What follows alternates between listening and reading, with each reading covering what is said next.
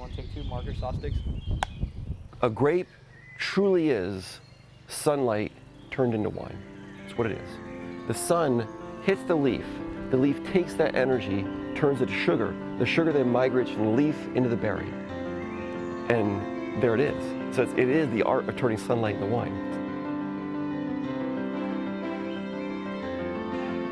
A vine will give you back whatever attention you give to it.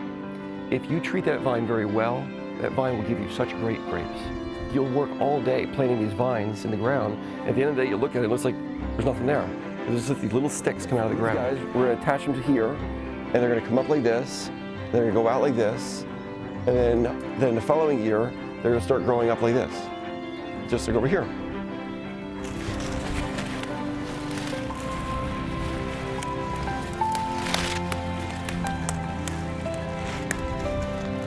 So to train this thing, what I'd be doing is this, pulling it down, and it's called combing the vineyard basically. And what we do is we're getting rid of the leaves that's around, so there's another secondary. See this secondary right here? See how big he is? So this secondary right here is sapping the energy from this right here. So I'm gonna get rid of this guy, right? We're just gonna toss him on the ground. Put it like this, if I left one bunch of grapes on one vine, that bunch of grapes is gonna ripen really fast because all the energy is going to one bunch. The more grapes you have, the longer it takes to get to ripeness. Get rid of one of these guys too. Get rid of him.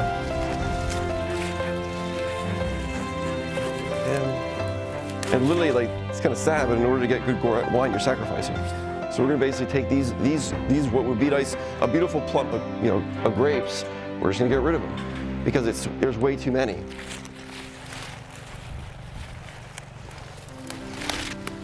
The vine, it represents life in so many ways, because a vine, the harder it is for that vine to survive, the better, the stronger the vine's gonna become. Because the roots need to dive deeper to get to the water. The berries will be more condensed because there's less water in the berries, so it's not just all water content. There's a lot of analogy between vineyards and life, and I think that's why the world has been attracted to grape growing since the beginning of time.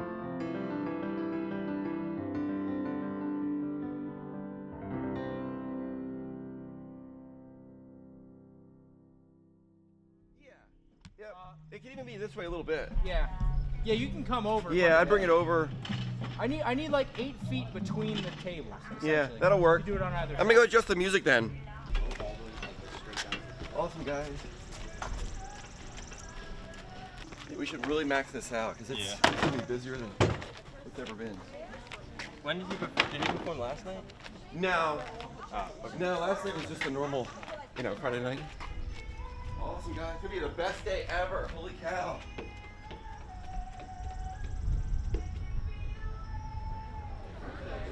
So hi everyone, how are you? Welcome to a nice sunny Saturday. Yay! It's awesome, right? Oh my gosh, I love the weather. I'm gonna be doing a wine cellar tour. If anybody wants to see the wine cellar, it's about a 10-minute tour. We go down the cellar below us, and then we go through a tunnel, and we come out of the chandelier room. So if you want to jump in, just jump on in, bring a glass of wine with you. It's a lot of fun. It lasts about 10 minutes. We're gonna head down right now. Thanks everybody, enjoy the day.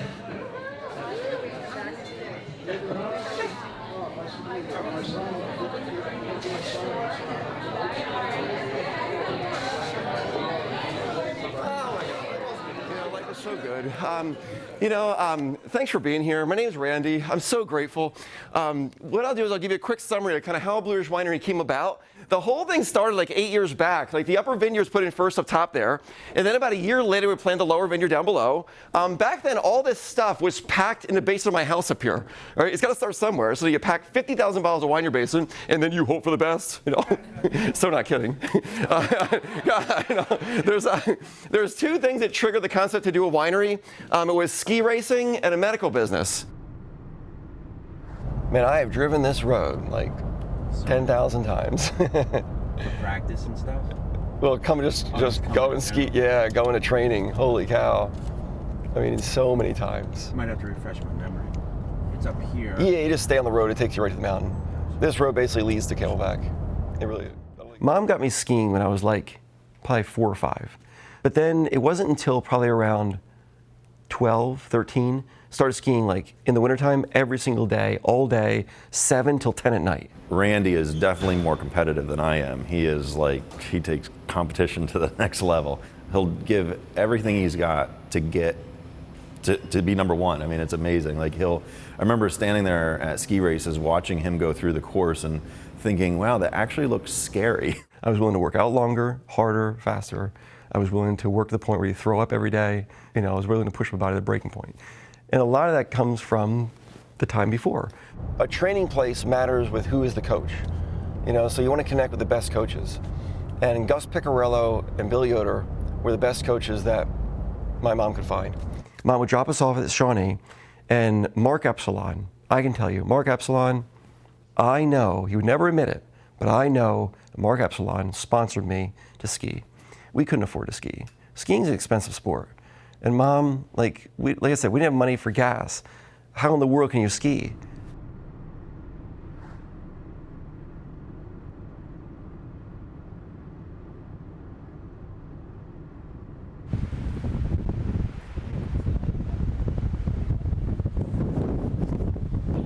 Sometimes I go in a race, and I would know I'm going to win the race. You just know, because it's like, yeah, I got this thing, because I'm so confident about this, what's going on today, and everyone else can feel it.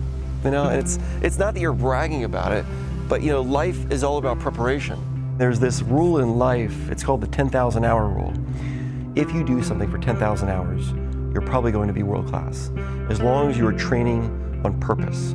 You can't just kind of casually do it. You have to have a purpose to it, that you're working towards something. And in ski racing, I wanted to be the best. Whenever an athlete is training, all of your preparation is going to be exposed the day of the race. So basically the rule of thumb is whoever paid the biggest price will win the race. Once you're in the race, generally you don't think. It's all muscle reaction. You know, you basically pull out and you forget and you just go.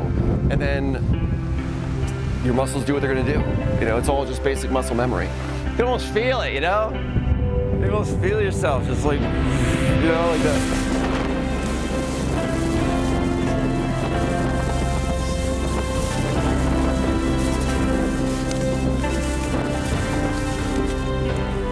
I lived on this mountain. Oh my God, so funny. My mom would always say to me, Randy, focus on what you want in life, not what you don't want, because your mind cannot think in a negative, and you should think in a way that your mind likes to think.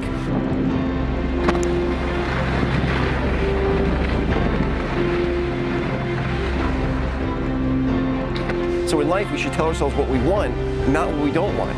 Because either way, you're going to get whatever you tell yourself. It doesn't matter, positive or negative. It's the way it works.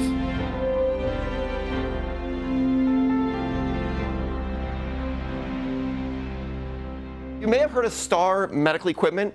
It's kind of a national medical supply company. It's a company I started in 2008. And I sold that business to this business. That's all came together, right? Fun. In the midst of building the building, my wife and I had a baby, so we never sleep anymore. So I'm not kidding, my God. So winemaking, I kind of operate like a pharmaceutical plant here rather than a winery. I don't use any tanks. You know, coming out of the medical business, sterility means everything, right? And it's kind of the same in the wine world. What makes really good wine is lack of oxygen and lack of microbes. So rather than cleaning tanks, I use buffer bags. It's oxygen impermeable, they come sterile, and they're normally used to ferment out and store vaccine materials. Well, we use them to ferment out and store wine. So you're always going into a brand new sterile container, every step along the way, never having to clean anything.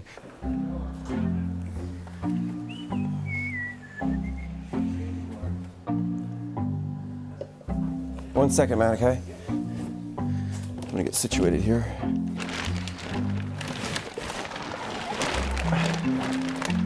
Okay. Got the right color. Right? It's got the right taste. So we're gonna filter it before the filter. Okay? We're gonna go through a 1 micron, out of the 1 micron, into the 0.4, into the machine.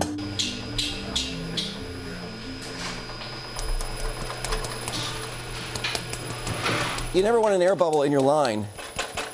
So you push it through like that. So we're basically gonna come out of the tank, through here, through this guy, into that guy, in the machine. By the time it gets there, it's all shiny and glistening.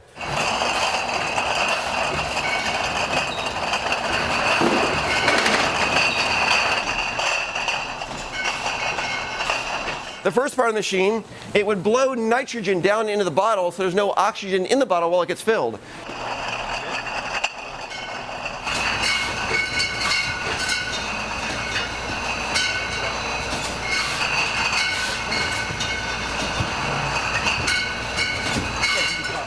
So at this point, we would have a bottle of wine, right, with nitrogen in the headspace because we sparged it. I use a real natural cork in there. You know, we work so hard on this stuff. I want to present it the best I can, so buy a real cork, you know. Next, we're going to put a capsule on it. The capsules here are made of real metal. They're not plastic. So to get them on, you have to spin them on. And even all the labels at Blue Ridge are made of metal that we could take any Blue Ridge bottle and put it in ice. It will never come off. Okay, here we go.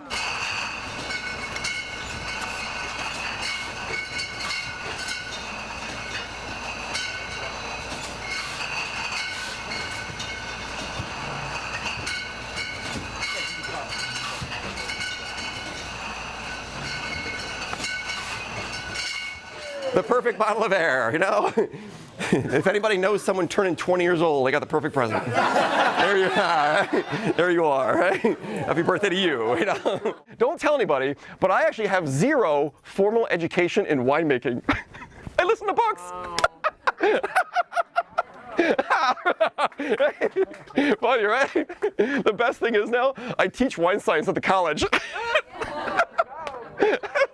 I walk into class, hello students, you know, come on, you know? You learn anything you want by downloading books. So the underground experience, it's a wine tasting. It's gonna last about an hour and 15 minutes in that range. And over the next course of an hour and 15 minutes, I'm hoping to take life and amplify it. I'm hoping to talk about the very best things that life has to offer. The underground experience got triggered through a need to serve more and be more. Life can't be about things. Every single thing in our life is going to be thrown away at some point. What matters is the experience that people have when they're there. And it occurred to me, experience is what makes you who you are. So if that's the case, we have to create something bigger than the wine. You ever hear this thing called the parent lottery? You ever hear this concept? Well, everybody plays it. You win or you lose. The parent lottery, right? Everyone plays it, you know? Some people get good ones, some people don't, right? Simple as that, the parent lottery. And you know, I gotta tell you, my life started when I was 7 and my younger brother was 2. And it started at a battered women's shelter in Easton. Mom decided, that's it.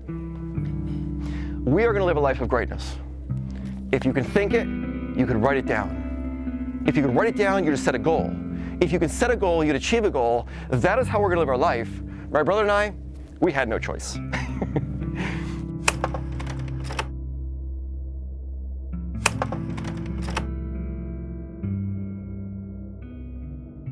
Being younger, my dad didn't live the best life. My dad was into things he shouldn't have been. It kind of destroyed our home life when we were younger. My mom and dad would fight a lot. Fighting to the point where one day the house caught on fire. Gas can thrown across the room, downstairs in the basement, run upstairs. I grabbed my younger brother, Britt. Britt was 2 at the time. My brothers told me about that. I think I was just too young. And, you know, it's either that or I just blocked it out. I don't know. Yeah. No. The last night we were there, my mom came and got me out of bed and got my brother Britt. And I remember her like asking Mom, like, what are we doing, Mom? Why are we leaving? It's like, it's midnight, let's go to bed. And she goes, no, come with me.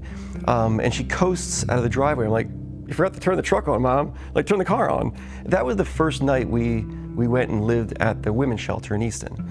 You know, Mom basically stole Britt and I, and there we went. And that started, in a sense, a lot that molded my life to be able to handle anything that gets thrown at me.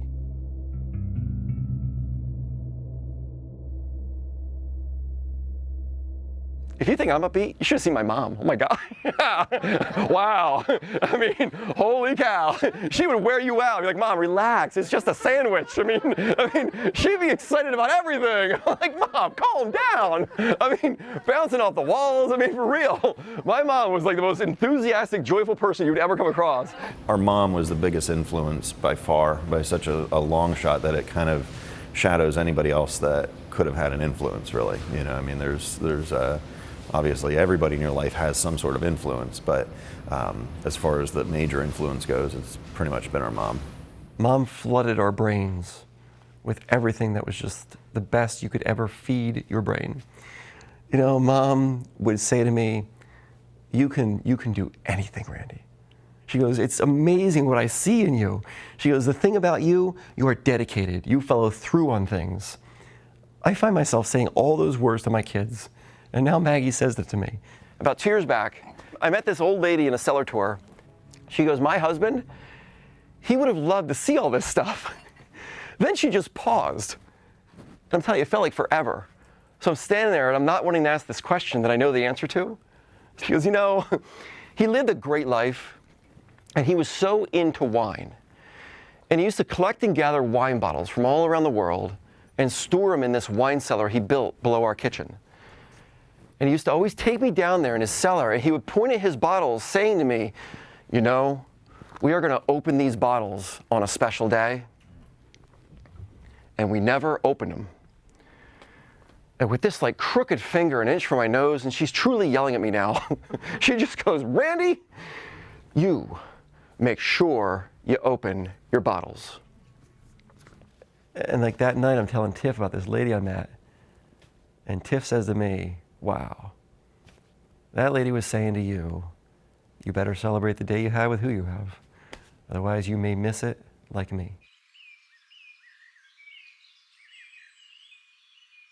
What's that box right there, do you know? There's nothing in it. Oh, no? I think it's when you did your. Oh, yeah, we did the weddings in here. There's nothing in it. Yeah, I'll neat. get rid of it. Gotcha, yeah. We did a wedding vow renewals in this room. Valentine's weekend, it was fun stuff.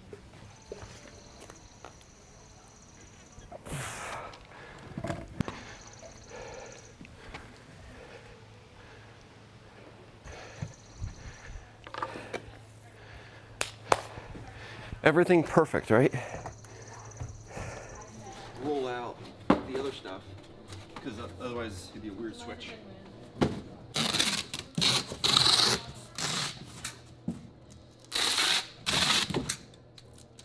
How many people you have for dinner? About 6. About 6, okay. So 2, 4, 6, yeah. Okay. This is what I would, and then you know what we should do? Let's do 1 Chardonnay as well, because someone might like a simpler white wine. And literally, yeah, since you're retiring and all you've done for me, you gotta let me give it to you, okay? I couldn't in the past, but now I can. All right, thank you. Thanks, Leroy. Oh my God. Why do you think people relate to you so much? Why do people feel like they can come to you? Wow. Early on, I was a representative for a resort system working with people about upgrading their memberships. I was basically a sales rep at age, 15. You're beginning to think at age 15, how can I present myself in a way that these people will first like me and trust me? Because only if they like you and trust you will they ever buy anything from you. I think in today's world, there's this giant need for connection, right? Oh, this is Colin. Colin's here somewhere. Yeah, hey, Colin. Hey. Oh, cool. Yep, I'll be right down. Okay, cool. Thanks, man. Yeah, bye. Bye. Bye. We'll pick where we left off. The glasses are here. Yeah, yeah, let's, yeah. Yeah, I didn't even see the truck pull in. Yeah. I missed it.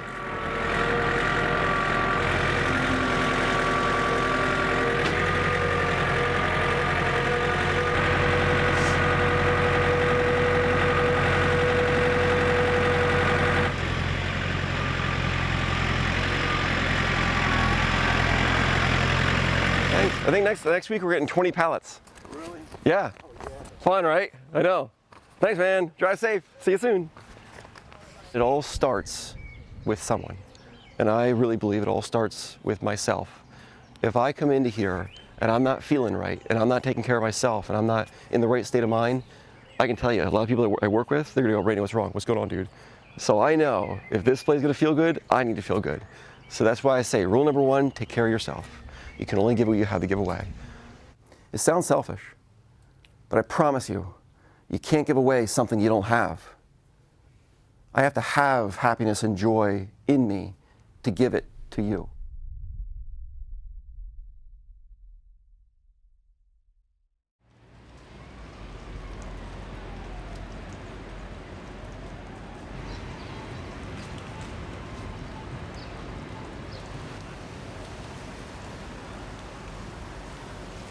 My mom was like I don't want to say kooky, but almost kooky with her beliefs on, like, you know, like there were times where it's like she's just going to pray away the sickness. Mom would go through crazy diets where she would only drink wheatgrass for weeks on end. She would go to the chiropractor all the time, and it's like what is going on? And she never really took care of herself.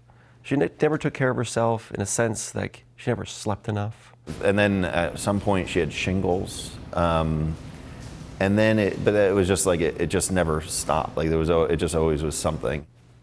Of course you're gonna be sick. You're not, you know, you're just gonna be sick in life. And like, she never took care of herself on an emotional level. Mom never did things for herself. She just wouldn't. There was no time or money.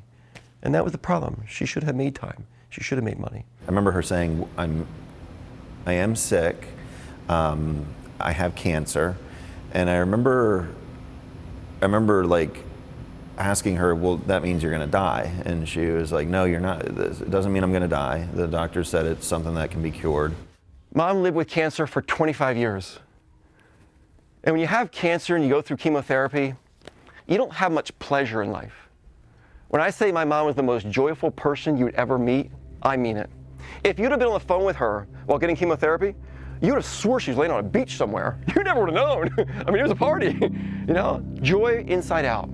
If I could ever paint a picture in someone's head of a moment expressing the most unbelievable joy I've ever seen. We're at the University of Pennsylvania Hospital, and Dr. Porter, a brilliant guy, put her mom through a stem cell transplant for the 4th time.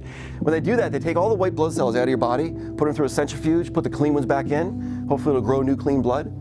Well, if you catch a cold at that moment, it's gonna kill you, because you have nothing to fight it off. Mom was gonna live forever, and I believed it. Mom dying, there's no way. Mom had so much life in her. Mom had more life in her than an army combined. I mean, it was that much life. She's never gonna die. Nothing could kill her.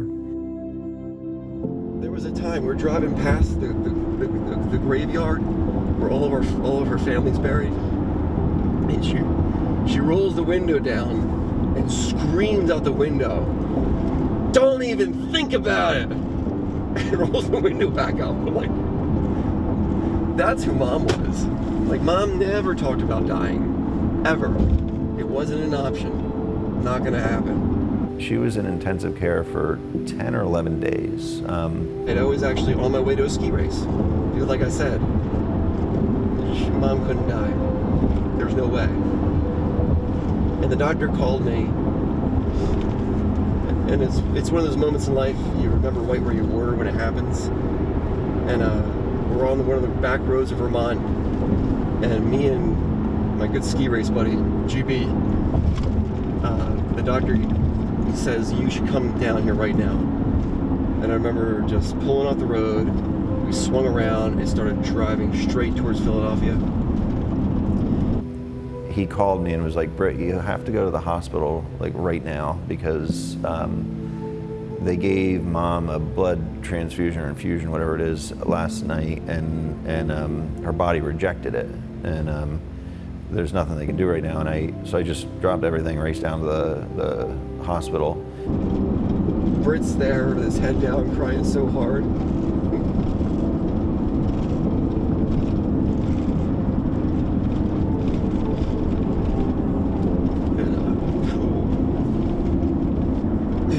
In that moment, you walk in. The only thing I could say to everyone in the room, the only thing I could think of was to say to them, wow, if you all could see the world through Mom's perspective right now, you would all stop crying.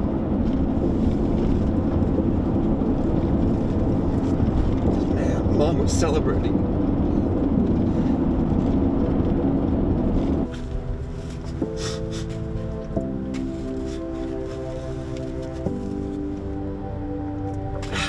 Life is so great. I say to Tiff all the time, you don't know how wonderful life would be if Mom was here. Man. She would love Maggie and Joseph and the new baby.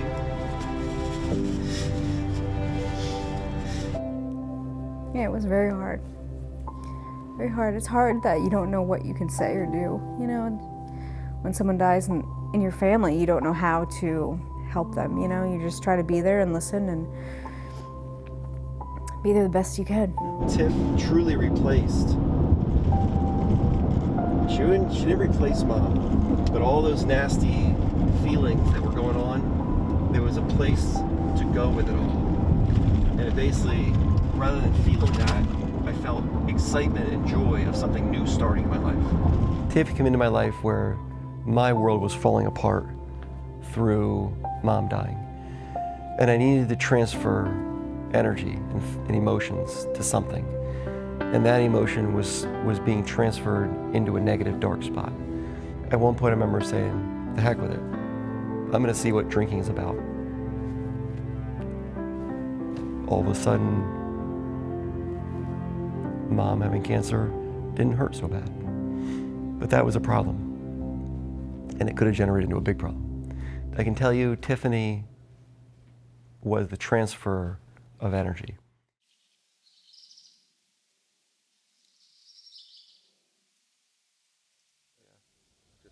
Yeah, that's where balance is at, right? Yeah, yeah. It's good to have you here, Dad. I'm getting old. No. How old are you now? 70? 74. Are you 4? Yeah. I kept saying 3. Yeah. 74. Yeah. Yeah, but you wouldn't guess it, Dad. Yeah. You know?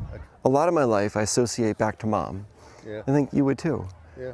But you know, man. It was a sad story between your mom and me, but you know what? Yeah.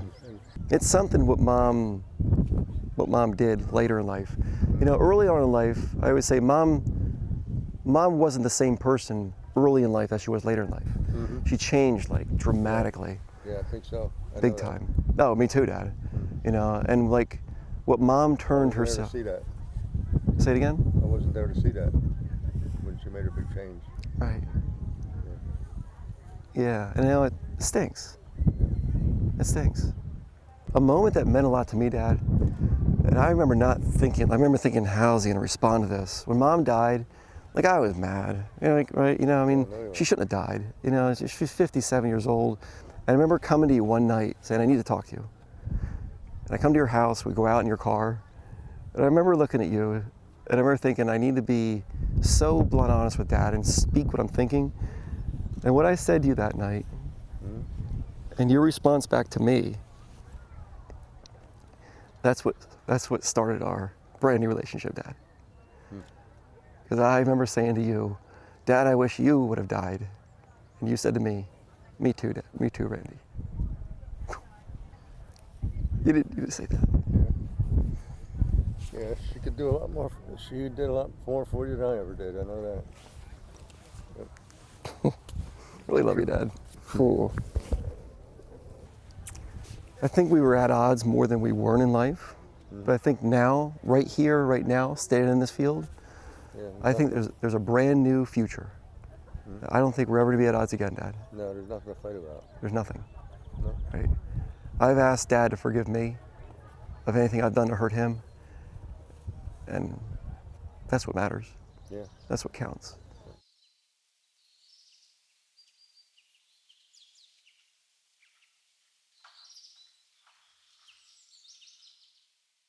So you've been a part of Randy's life for how long now? Wow.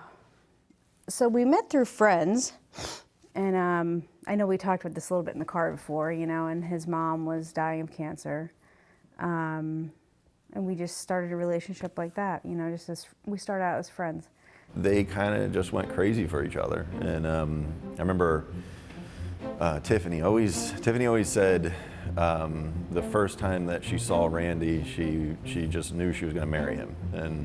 And boy, she really stuck with that.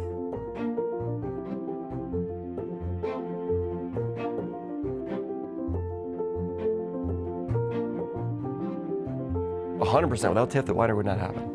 The winery was Tiff's encouragement. It was Tiff's, probably her idea. It was her everything. My God, I mean, Initially, he was doing the master circuit.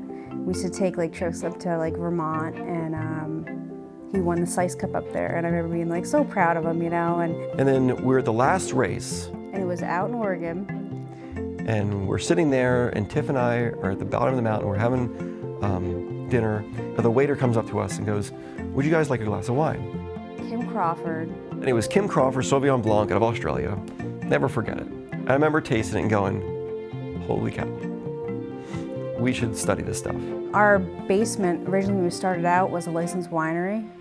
And we started out making Niagara and Concord. The two we have on the menu now. We still make them, and it used to be a lot of fun. First bottling. First set. There they are. Look at them go. 3. Fourth bottle ever filled.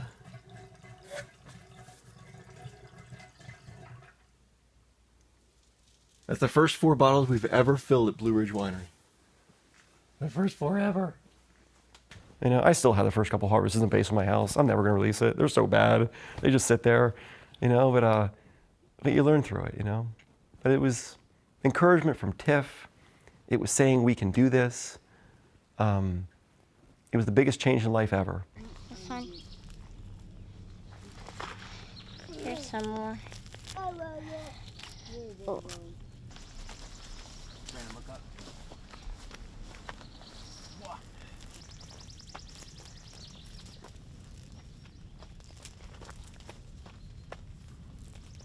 Come here.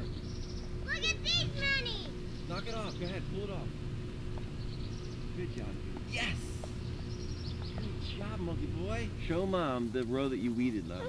It's so much. I did. And Joseph kind of like debarked the whole plant. Are you I'm not waving? sure how that's going to work out. That's not good. That's all right. You know, we can sit here in an interview and talk about how much we love each other and how great things are, and they are. But there's also like a balance to it. You know, Tiff and I fight just like every other couple in the world. And if you don't, someone's not being real. And at some point, they'll just, you know, blow up in a sense. I think what Tiff and I have always had is that we're open and honest in the moment.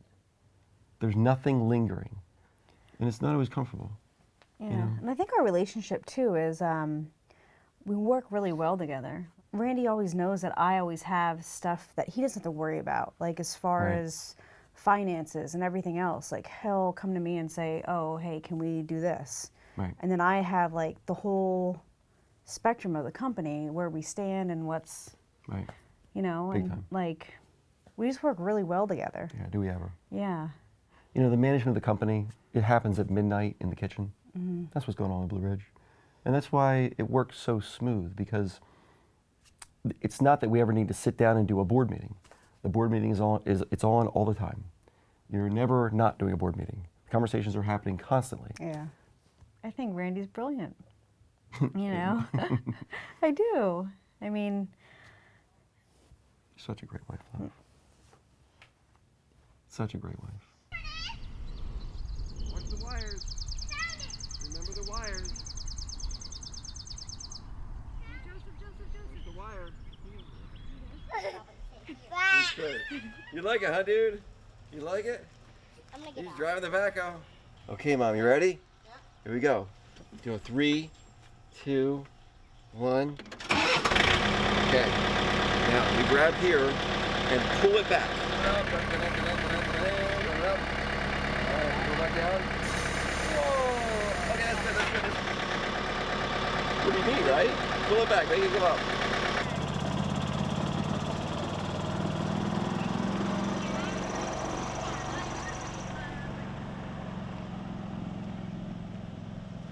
The mission of this company, it's to add value to people's lives, period. That's the mission. And you know, every single university has done a study. They always study, they go, okay, what makes people happy in life? And they send people out in the field to collect the data. You know, the data comes back. It's not wine, by the way. No, it's not wine. It always comes back to the same thing. What makes people happy is experiences with those you love. That's it. So if the mission of the company is to add value to people's lives, it can't be about the wine. It's got to be about the experience that it can bring to your life while you're here. That's why everything we do here is designed around experience. The mission of this company hopefully will reach the world, add value to people's lives. And it will do it in ways that people can't even dream of. That the perspective on life is of that, yes, you're going to have darts thrown at you. Things will hit you. But the darts should hit you and make you stronger. I got to tell you all, Tiff and I, we live such a brilliant life. Oh my God, I love our life so much. We love our life so much. If we could change anything about it, we would change nothing 100,000 times over. It's that great. But I'm here to tell you all that we would not live the life we live if it wasn't for you all in this room. Thank you for making Blue Ridge possible. We're so grateful. Thank you. Thanks. Ooh, thank you. Ooh. Thanks. I love you too. Love you. Thanks, guys. Thank you. I'll smile if I want to. I'm not afraid, gonna flaunt it too. Wanna glow when you're living true. Yeah. I'm living for the right now. I had a few friends show me how, yeah. I take a deep breath and blow it out, let it go. But listen, I can't wait to see what's around the corner. I can't wait to soar. Baby, I lie awake and I watch you sleeping, thinking it's the little things that make a home. Like dancing in the kitchen in the pale moonlight. Only care in the world is that our kids are alright. Daddy loves mama and mama loves him. Tomorrow we get to do it over again. So smile at me, baby, take my breath away. With the good Lord willing, I'll be happy to say that daddy loves mama and mama loves him. Tomorrow we get to do it over again.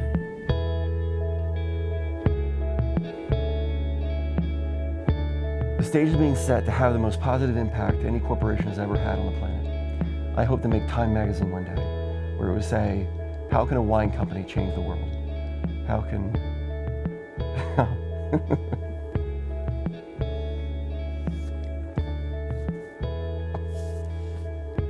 Cool. It's not about the wine. It's not about the wine. Ooh, it's not about the wine. Blue Ridge Winery is it's the I don't want to call it a tool. It's the venue. It's the mechanism to reach people in a moment that they're unguarded. Because people come here to relax and have fun, and I can bring them into a wine cellar tour, and they don't realize that they're going to walk out with more hope inside of them than they walked in with. I feel like I'm gonna win, and I'm as proud as I've ever been, 'cause I'm surrounded with some good friends, yeah, good friends, good friends, I'm forever like a tattoo, yeah, I stay sticky 'cause I gotta be the glue for my girl, my friends, my home, family, I do it all, truly I can't wait to see what's around that corner, I can't wait to soar, baby, I lie awake and I watch you sleeping, thinking it's the little things that make a home, yeah, 'cause we'll be dancing in the kitchen in the pale moonlight, only care in the world is that our kids are alright, daddy loves mama and mama loves him, tomorrow we get to do it over again, so smile at me, baby, take my breath away, with the good Lord willing, I'll be happy to say that daddy loves mama and mama loves him, tomorrow we get to do it over again. We found our home, something we can build for years, young and old. I'll be there.